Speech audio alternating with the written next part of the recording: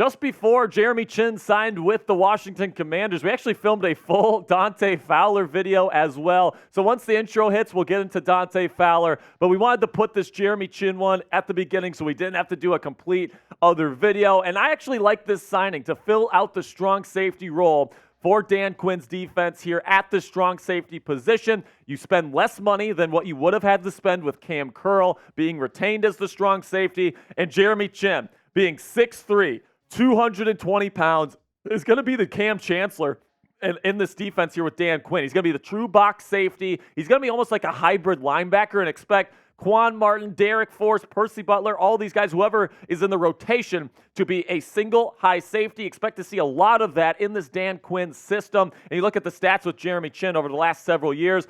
In 2023 and 2022, has dealt with injuries, okay, and then also he hasn't been the best fit in Ejiro Evero's kind of Vic Fangio-style defense that they were running there in Carolina. But before that, he was one of the best strong safeties in the National Football League, over 100 tackles per season, really good run defender in the box, also really good in terms of taking away tight ends in man coverage as well at that strong safety position. It's never really been a ball hawk interception type, which is maybe something more that I would have thought Dan Quinn would have wanted, but he does bring that size. He brings almost like a hybrid linebacker / safety role to this defense, and that's what Cam Chancellor played in the Legion of Boom under Dan Quinn. So although Jeremy Chinn is nowhere near Cam Chancellor, especially in the Legion of Boom's prime, but Jeremy Chinn is definitely the type of guy that can come in and be a nice contributor along with Derek Forrest, along with Emmanuel Forbes, and along with whoever they're going to put on the other side of the defense alongside Emmanuel Forbes at corner this year.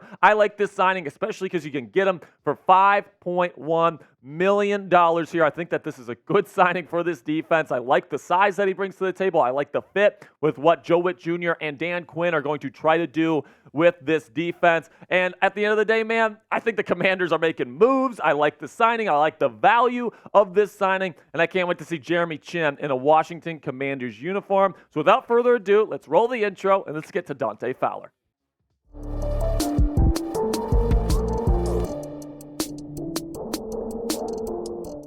There's two things the Washington Commanders just can't stop themselves from doing: signing players in free agency and signing former Dallas Cowboys, as we are adding yet another Cowboy to the list of the Washington Cowboys apparently now, as they are signing Dante Fowler Jr., an edge rusher formerly with the Dallas Cowboys and NFL free agency. And guys, if they go out and get like a Jordan Lewis or a Jaron Kearse, because those guys are being linked to the Commanders right now, we might have 5 former Cowboys on this team by next year. If that news breaks, we're going to have a breaking news video, just like we have the other 5 times the Commanders have had breaking news here on the channel. So make sure you click that subscribe button. It's been a super busy offseason for GM Adam Peters and head coach Dan Quinn as they get their team ready to rock in year 1 of the Dan Quinn era. So make sure you click that subscribe button, because if there's more news that comes out, we're going to put another video out for you guys. So let's get into Dante Fowler Jr., the latest Commanders edge rusher signed in free agency here. A 63.8 Pro Football Focus grade. It's not bad, but it's certainly not like stellar either. But a number that is stellar is that he had a career-high pass rush win rate last year in 2023. That's a very encouraging sign.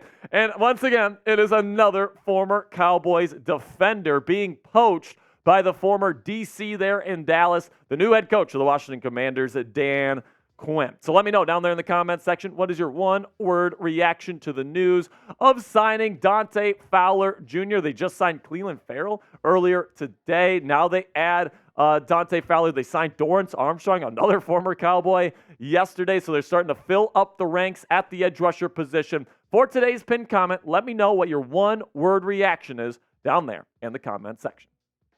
So one word answer here, my one word reaction is starter. Is Dante Fowler Jr. going to be a starting edge rusher for the Washington Commanders this season? He was a rotational piece in Dallas last year, a third down pass rusher that came in, and he was pretty darn effective in that role. Now let's go to what John Keim from ESPN had to say about his role in this potential defense in year 1 with Dan Quinn and Joe Witt Jr. With Dante Fowler agreeing to a deal, as Schultz report first reported, Washington now has added three players at defensive end so far.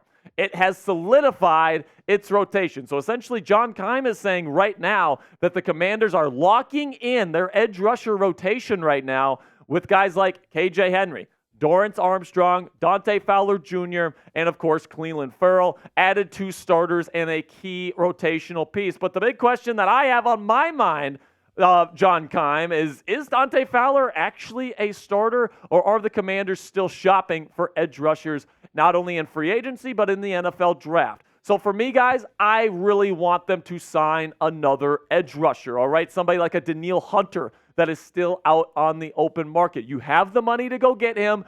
Go get him, because Dorrance Armstrong would be a good number 2. Dante Fowler would be a good number 3. Clelin Ferrell would be a really good edge piece, or really good depth piece, I should say. And then Danielle Hunter would be an awesome number 1 edge rusher. All right, but if you're going into the season next year with Dorrance Armstrong and Dante Fowler as your starting edge rushers, with KJ Henry and Clelin Ferrell being your, rotational guys, I'm sorry, guys, that's just not going to get it done for me. Even though you got Jonathan Allen and Daron Payne on the interior, I think you need to do better than what the Commanders have done so far. Here is what Dante Fowler's stats have looked like over the last several seasons. Okay, so it starts in Atlanta, where, he gets some nice sack production there. 3 sacks, 4.5 sacks. He's been mostly a rotational piece over the last several years in the National Football League. And then last year, arguably had the best year of his career, honestly. 13 tackles, 5 tackles for loss, 4 sacks, and 1 forced fumble. Had the highest pass rush win rate of his career. And now let's break down some stats here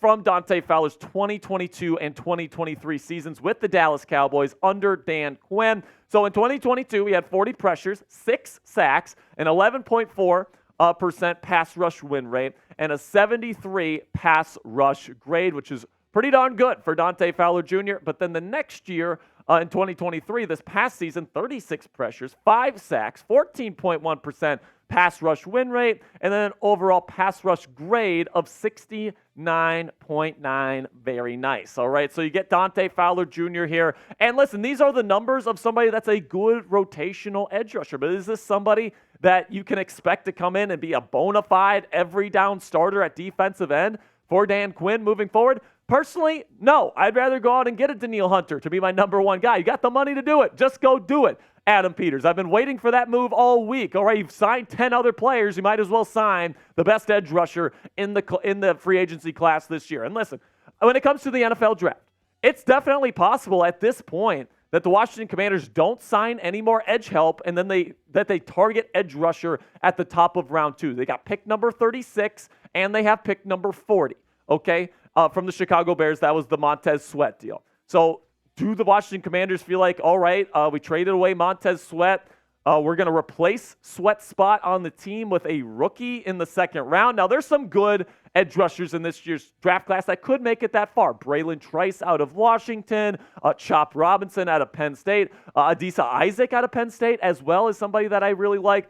There's some good edge rushers that are going to be there at the top of round 2. And if you're going into the draft with this as your starting edge group with Dorrance Armstrong and Dante Fowler, who are decent pieces in their proper roles, but I think all of them are being elevated to a certain degree that you don't want to see at this point. And I think the Commanders are still very much in need of a number 1 edge rusher to lead the way here and really make this a ravenous pass rush here in Washington. Because if you can put together a pass rush that includes Jonathan Allen, Daron Payne, Dorrance Armstrong as your number 2, and then Danielle Hunter or some other number 1 edge rusher on the other side, I mean, that's going to be a really, really good pass rush right away, all right? And then you get Dante Fowler Jr., a really high-end rotational guy to come in on 3rd downs, and then Clelin Ferrell can kind of work his way in as well if he needs to be in part of the rotation. I like that. And then KJ Henry as well is somebody that would be a good rotational piece.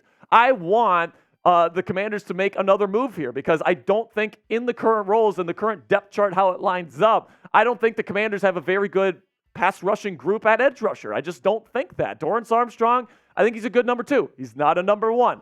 Go get a number 1, Adam Peters. I beg of you, please. All right, so now go ahead and grade the signing for me down there in the comment section. A, B, C, D, or F for Dante Fowler Jr. For me personally, it depends on what they do at edge rusher for the rest of the offseason, okay? But right now, if the reporting is true that this is the group that they're planning on going into the NFL draft with, I'm going to give it a C-, D+. It's definitely not great in my opinion unless they get a number one edge rusher. And then also, the Washington Commanders ended up signing a long snapper here. Cheeseman is officially gone here in Washington, which means that we're going to be signing Tyler Ott. I think he's considered one of the best long snappers. I'm sorry I don't have analysis for you guys on the best long snappers. I don't really know who the best long snappers are in the National Football League, but this guy apparently is pretty darn well respected. You're getting him for a 3-year deal. He has a relationship with punter Tress Way, and it's very important to have a good relationship between your long snapper and your punter. So, hey, man, I think it's a good deal. All right, go ahead and click that subscribe button right now, because if the Commanders make even more signings today, we are going to be having you guys covered with breaking news coverage all throughout the week, all throughout NFL free agency, and all throughout the 2024 offseason.